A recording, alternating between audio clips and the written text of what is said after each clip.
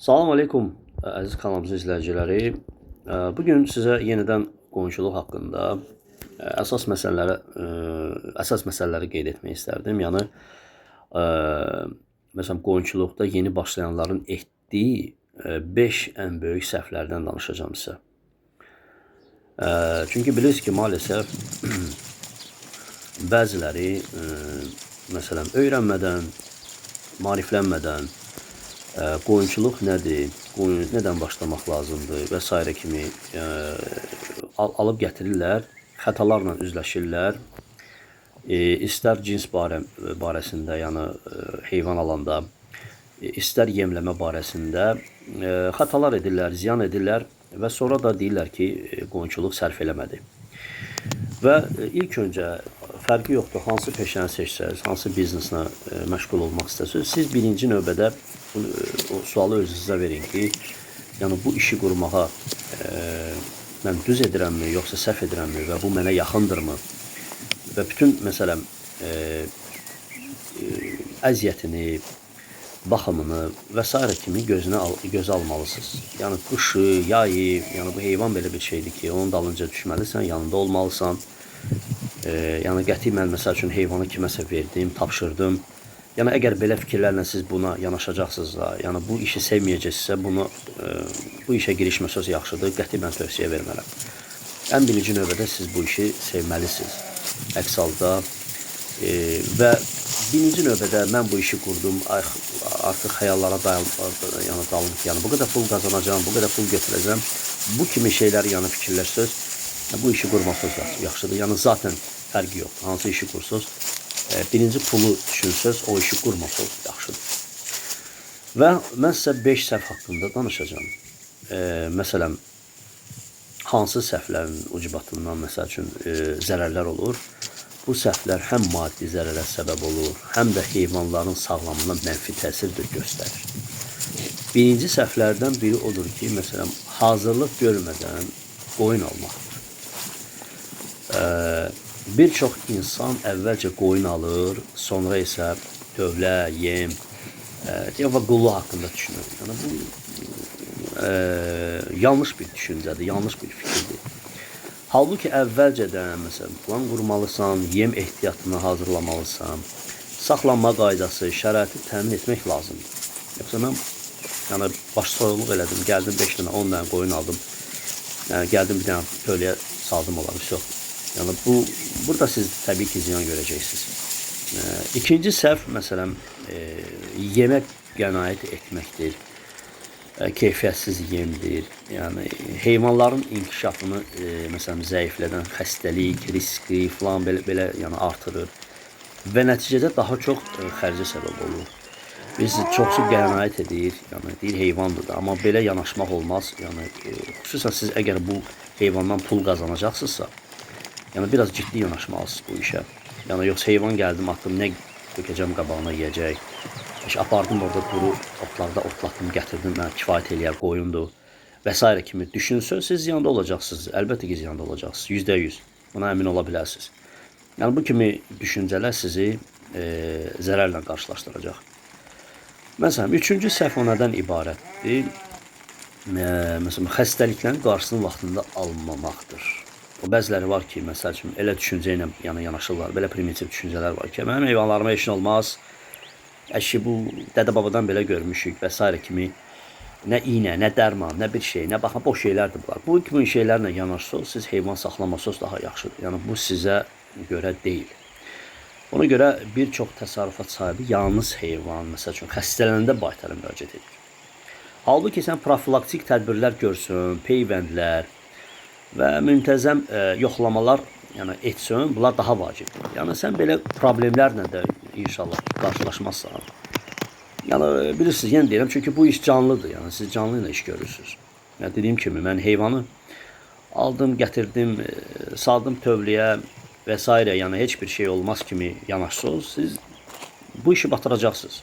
Əminliklə sizə deyirəm. Yəni siz ümumiyyətlə bizim kanala diqqət yetirirsiniz, mən belə mövzulara tez-tez toxunuram. Amma maalesef ki, yəni yenə baxıram ki, yəni nədənsə insanlar qiymətləndirmir. İnsanlar, məsələn, baxıram ki, çoxsu izləyicilər var, Amma abunə olmurlar. İzləyirlər, kanala abunə olmurlar, dəstək olmurlar. Çox, yəni bilmirəm, bu nəyin əlamətidir?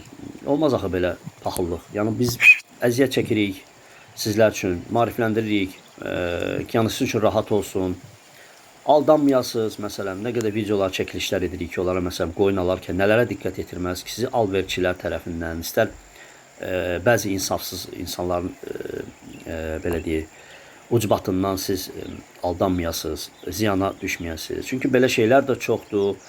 Gözəl bilirsiniz ki, yəni indi insanlar puldan ötürü üzr istəyirəm, belə mənliyini, şərəfini satırlar. Ona görə biz çalışırıq bunu sizin üçün edək, çalışırıq sizi maarifləndirək, amma maalesef bunu dəyərləndirmirsiniz. Yəni dəyərləndirmək də nədən ibarətdir? Sadəcə bizim kanalla paylaşmaq, abunə olmaq, məsələn like qoymaq və s.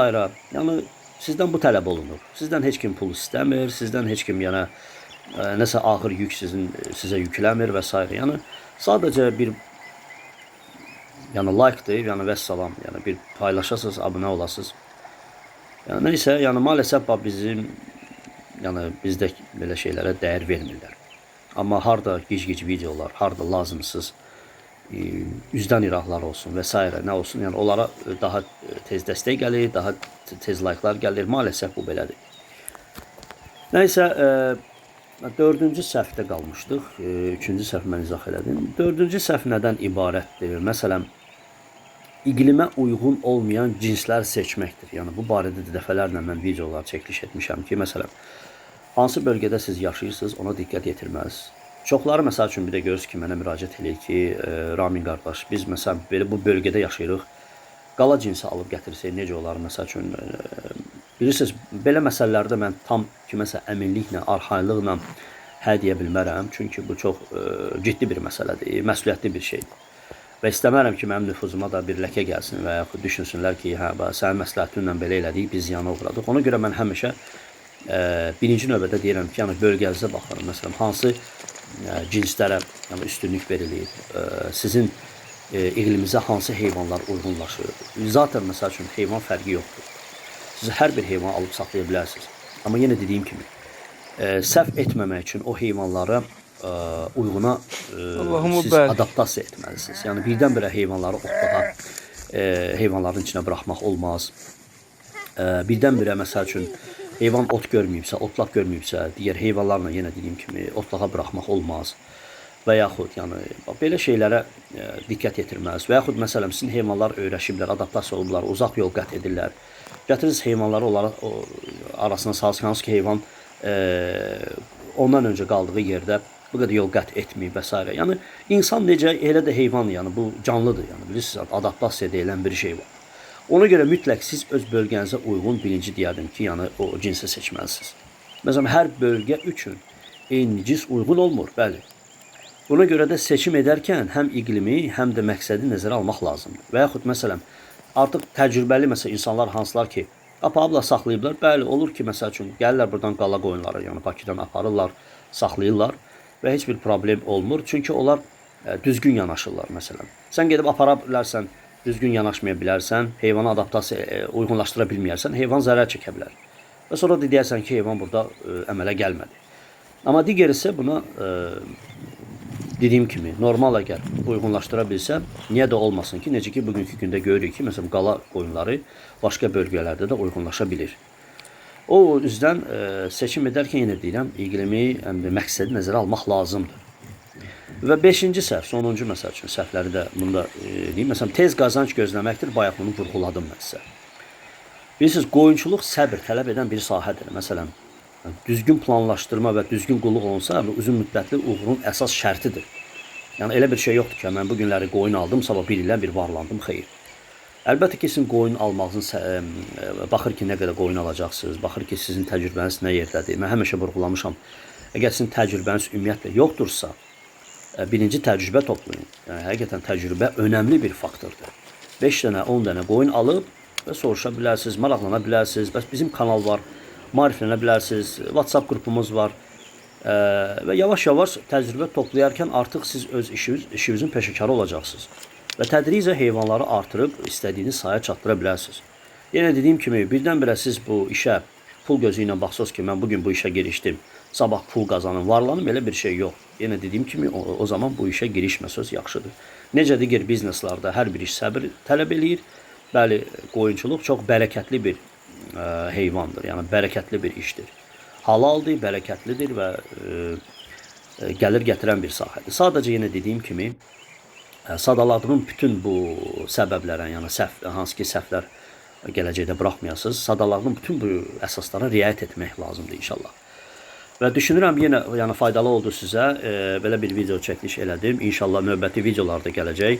Sizin rəylərinizi gözləyirəm və sadəcə kanala dəstək olmanızı istəyirəm. Abunə olun, rəy yazın, like edin videolara ki, bizdə də bir motivasiya yaransın. Həqiqətən belə bir olanda mən görəndə ki, dəstək var, bizdə də motivasiya yaranır ki, növbəti videolarda çəkiliş edək. Bu qədər. Buyura bilərsiniz. Nə sualınız varsa kommentlərdə qeyd edə bilərsiniz. Allah hər kəsin malına bərəkət versin. Esselamu Aleyküm və Rahmetullahi və Barakatuhu.